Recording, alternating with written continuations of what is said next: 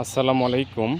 জ্বর আক্রান্ত গরু উপজেলা প্রাণী সম্পদ দপ্তর ও ভেটেরিনারি হাসপাতাল, চররাজিপুর, কুড়িগ্রাম। শরীরের টেম্পারেচার 105 ডিগ্রি ফরেনহাইট। চিকিৎসা কীভাবে দিতে হবে আলোচনা করব আজকের এই ভিডিওতে। আশা করি ভিডিওটি না টেনে সম্পূর্ণ ভিডিওটি দেখবেন এবং কমেন্ট বক্সে আপনাদের মূল্যবান মতামত লিখে যাবেন। তার আগে আপনাদের কাছে ছোট্ট একটি রিকোয়েস্ট, আমার চ্যানেলে নতুন হয়ে থাকলে চ্যানেলটি সাবস্ক্রাইব করে দিন। সবার আগে নতুন নতুন ভিডিও পেতে পাশে থাকা বেল আইকনটি বাজিয়ে দিন। বন্ধুরা, যে কথা বলতেছিলাম জ্বর আক্রান্ত গরুর চিকিৎসা সম্পর্কে। ইনজেকশন অ্যান্টিহিস্টা গরুর মাংসে 4 থেকে 5 ml দিতে হবে পরপর 3 দিন। ইনজেকশন ফেভিনিল 5 ml গভীর মাংসে পরপর 3 দিন এবং ইনজেকশন রেনামাইসিন 5 থেকে 6 ml গভীর মাংসে পরপর 3 দিন।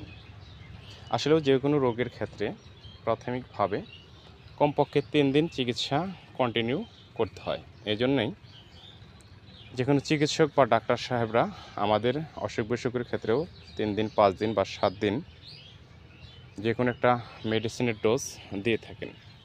সেম পশুদের ক্ষেত্রেও 3 থেকে 5 দিন বা 7 দিন একটা কোর্স কমপ্লিট করতে হয়। কিন্তু পশুদের ক্ষেত্রে আমরা অবহেলা করে থাকি।